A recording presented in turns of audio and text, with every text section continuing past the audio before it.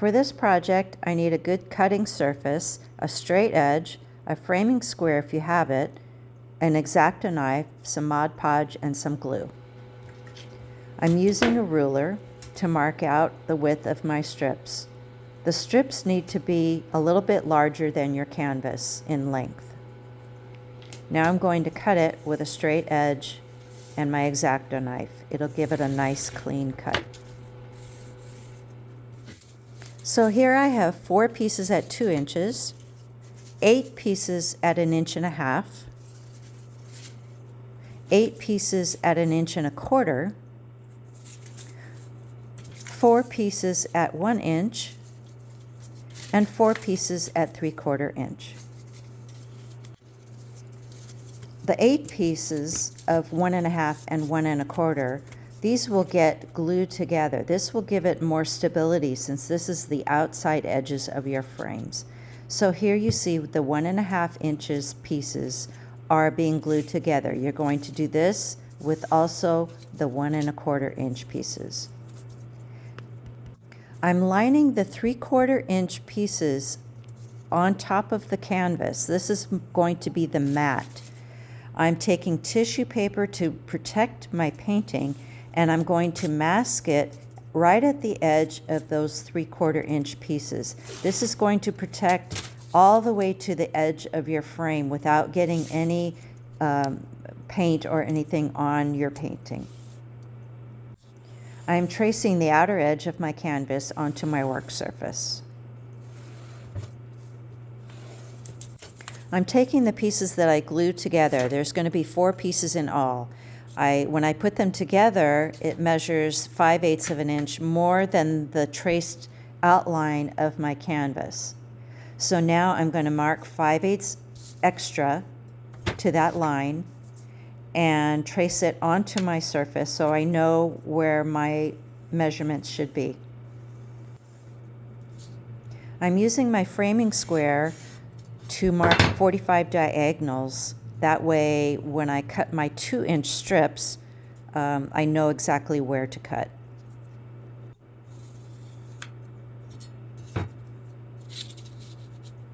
I'm going to cut both sides of these strips. And you're going to do all 4 of the 2-inch.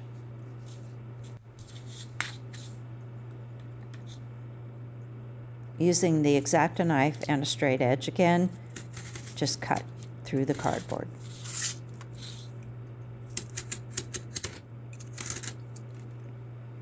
Now I line them up on my work surface. I'm going to add the inch strip onto the 2 inches. The reason I do this is because when you double up on the cardboard, it just gives it more stability. I've marked each piece and also on my frame so I know where each one goes, because the frame is not always as accurate as the measurement that you get it from the store. Once this 1-inch strip is glued onto the 2-inch strip and it dries, you make sure that the outer edge is completely flat. It's easier to cut another diagonal onto that strip that's already been cut on the 2-inch. Repeat for all 4 sides.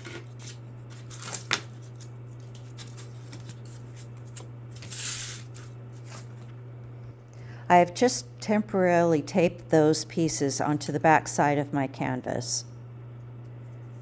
And when I flip it over, it's going to give me an accurate measurement of the outside edge of the back. So when I take those 1.5 inch and 1.25 inch pieces and glue them together, it will line up with the bottom edge.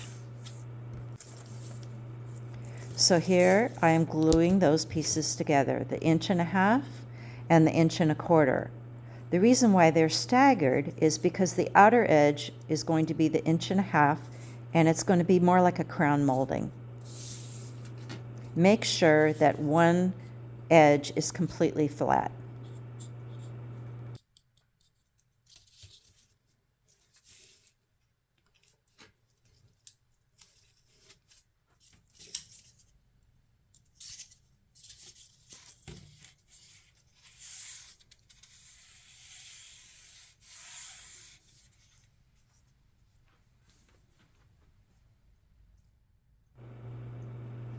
So now I'm going to glue that back edge to the side pieces.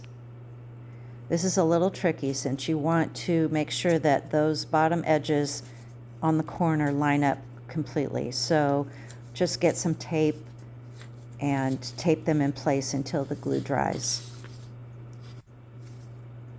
Repeat this step for all 4 corners.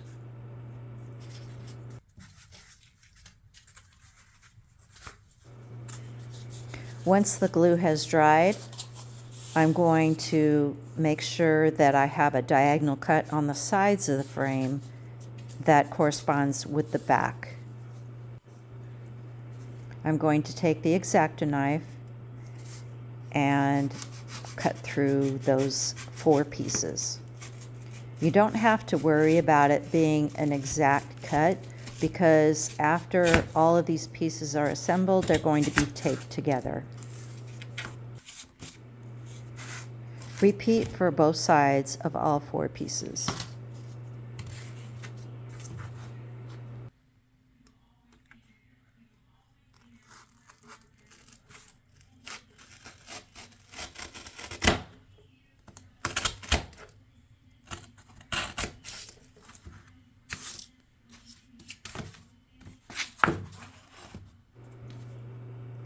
Line up all of those pieces onto your drawn work surface and then make sure that the canvas is going to fit.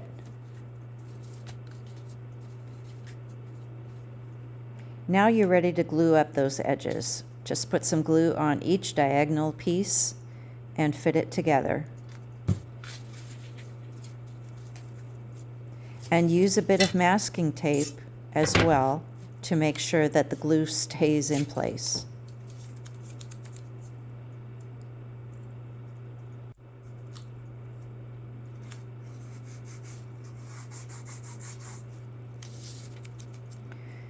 After that's dry, you can continue to mask the whole thing. This is going to cover up all of the edges of the corrugated cardboard. It's going to give it more stability. And you really want to make sure that you get those corners taped extra.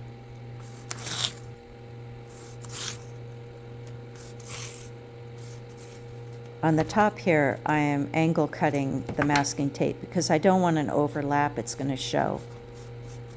Just make it as even as possible, tucking all the edges in.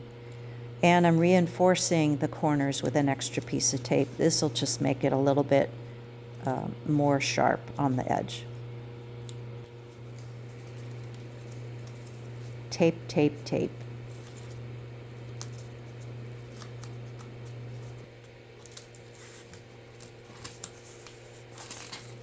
Now comes the fun part. I'm cutting little pieces of tissue paper and I'm going to crinkle them up like this. And this is going to give me some texture to my finished piece.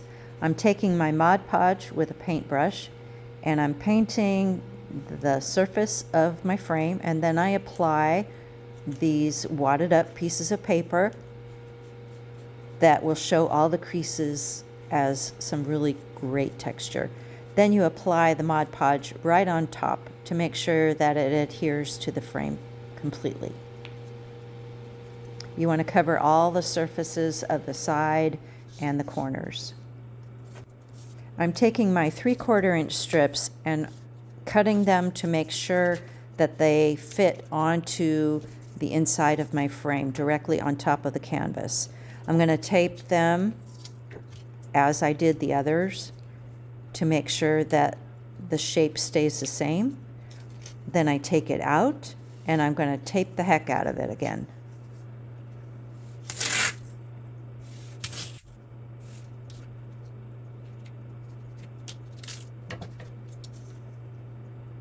Overlap all those corrugated edges. You don't want those to show.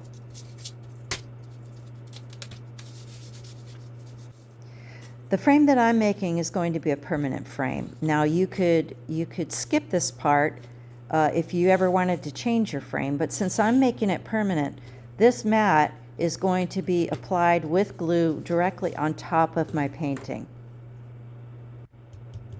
So if you don't want the mat to be adhered to your painting, just skip the gluing process, but make sure that it's a tight fit so you can easily pull the painting out.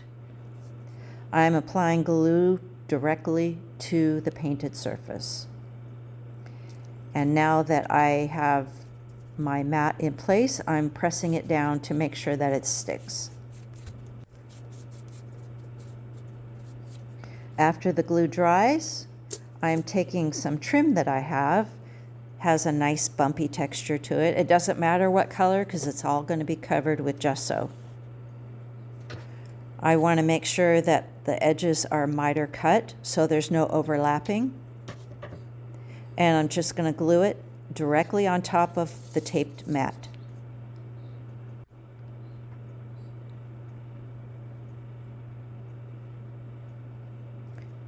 Make sure you press this down very well and make sure you miter cut all of the corners.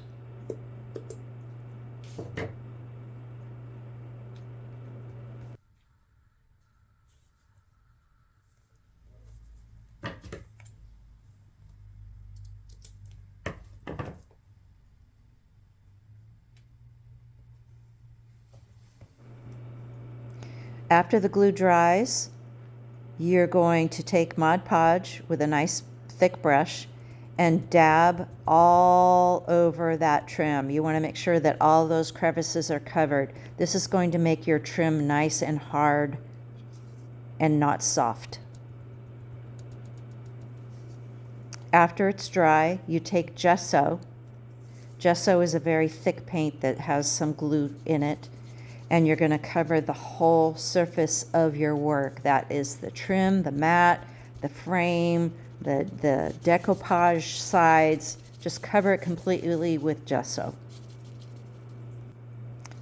Now I'm using some gray paint to cover all of the work, the trim, the mat, the sides, everything. I want to make sure that that paint goes into every small crevice that I have. You might have to use 2 coats. After that gray paint has dried, I use a white paint as a contrast and use the flat end of my brush just to lightly cover the texture of all of my bumps and wadded papers. Now I'm using some mica powder, which in retrospect I won't do again. Just use some metallic paint or whatever and just lightly sponge it on. Cover all the textured parts that you want. Next comes varnishing. I'm just using a clear varnish to cover every surface of this project, even my painting, which had not been varnished already. So everything has a complete new coat that's going to be nice and even, and here we go. Here's the finished frame and picture. You would never know this is a cardboard box. It's lightweight and it's a nice frame for your painting. Yes, it may take a little bit of time, but it's worth it in the long run. It didn't cost you hardly anything. I hope you enjoyed my video. Please subscribe, like, and share if you want to see more fun projects. Thanks for watching.